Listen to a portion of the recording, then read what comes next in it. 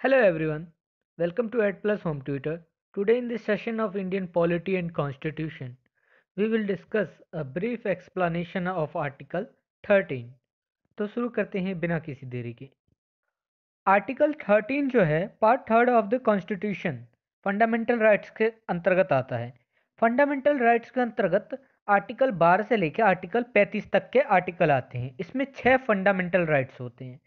देखिए हर fundamental right का अलग अलग सिनेरियो है, वो मैं आगे समझाऊंगा। फिलहाल आप आर्टिकल 13 को समझिए। पहले मैं आर्टिकल 13 को इंग्लिश में रीड करूंगा, फिर उसके बाद उसकी मीनिंग मैं हिंदी में आपको समझाऊंगा ताकि आपको ज़्यादा से ज़्यादा चीज़ें समझ में आ सकें। Laws inconsistent with or in derogation of the fundamental rights.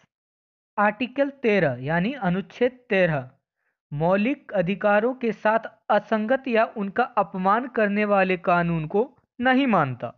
पहले का कोई कानून या कोई कानून जो हाल ही में बना हो, यदि मौलिक अधिकारों की अवहेलना करता है तो वह कानून नहीं माना जाएगा।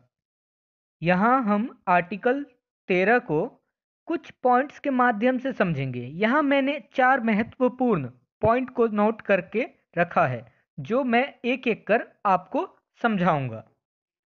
जब मैं मौलिक अधिकार की बात करता हूँ वो फंडामेंटल राइट्स है। फंडामेंटल राइट्स को हिंदी में मौलिक अधिकार कहा जाता है। Point first, all laws in force in the territory of India immediately before the commencement of the Constitution, in so far as they are inconsistent with the provisions of this part, shall to the extent of such inconsistency be void। संविधान के प्रारंभ से ठीक पहले भारत के क्षेत्र में लागू सभी कानून, यदि वो फंडामेंटल राइट्स के प्रावधानों के अगेंस्ट है, तब इन कानूनों को शून्य माना जाएगा।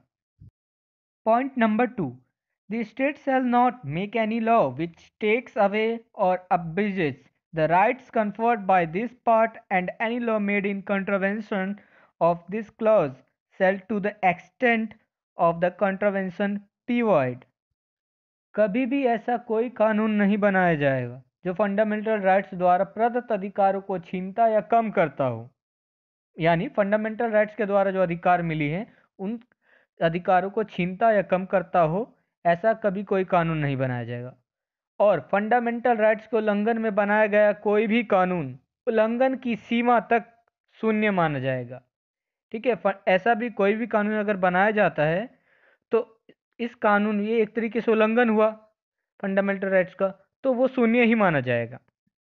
Point number 3, in this article, unless the context otherwise requires, law includes any ordinance, order, bylaw, rule, regulation, notification, custom or usages having in the territory of India the force of law.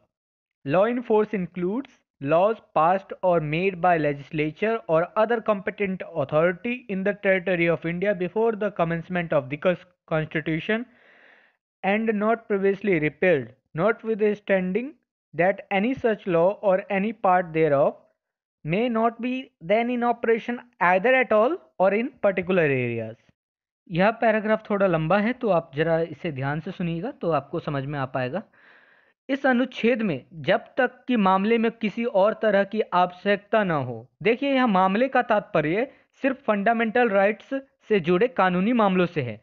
तो जब तक कि मामले में किसी और तरह की आवश्यकता न हो, तब तक विधि के अंतर्गत यानी कानून के अंतर्गत भारत के क्षेत्र में विधि यानी कानून का बल रखने वाला कोई अध्यादेश, आदेश, उपविधि, नियम, विनियम, अधिसूचना, प्रथा या प्रथाएं शामिल होंगे।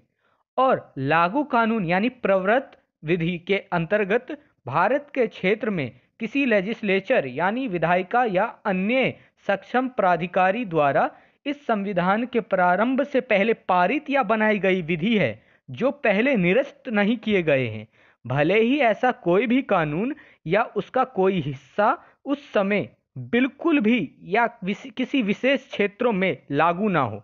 बिल्कुल भी या किसी विशेष क्षेत्रों में लागू ना हो। देखिए लागू कानूनों को आप आसान शब्दों में समझिए। लागू कानून वो कानून है, मान लीजिए किसी लेजिस्लेचर या किसी सक्षम प्राधिकारी द्वारा संविधान के बनने से पहले कोई कानून बनाया गया था लेकिन वो लागू नहीं हो पाया था वो कानून। चाहे पूरे भारत देश में, चाहे भारत के किसी पर्टिकुलर क्षेत्र में लागू नहीं हो पाया था। तो ऐसे कानूनों को लागू कानून में रखा जाता है इस आर्टिकल के अंतर्गत। मतलब अगर फंडामेंटल राइट्स का वायलेशन हो रहा है इस आर्टिकल अंत के अंतर्गत, कोई कानून यदि बन चुका है लेकिन लागू नहीं हुआ है, तो इस कानून को जो है, ये कानून लागू कानून में के अंतर्गत आएंगे, मतलब अभी भी लागू हैं। तो ऐसे कानून को निरस्त करवा सकते हैं इस आर्टिकल के थ्रू। तो उम्मीद करता हूँ आपको ये वाला समझ में आया होगा paragraph. Point number 4. Nothing in this article shall apply to any amendment of the Constitution made under Article 368 Right of Equality. इस अनुच्छेद में कुछ भी राइट टू इक्वलिटी समानता के अधिकार के अनुच्छेद 368 के तहत बनाए गए संविधान के किसी भी संशोधन पर लागू नहीं होगा। आप यहाँ मेरे कहने का मतलब समझिए। जब आर्टिकल 368 के जरिए राइट टू इक्वलिटी यानी समानता के अधिकार में संशोधन किया जाता है, तो वहाँ आर्टिकल 13 का कोई भी मान्य नहीं रह जाता है। मतलब आर्टिकल 13 वहाँ नहीं माना जाएगा अगर वो संशोधन आर्टिकल 368 के जरिए राइट टू इक्वलिटी में किया गया है।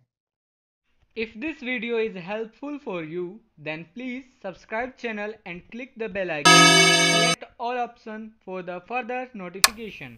And not forget to like and share.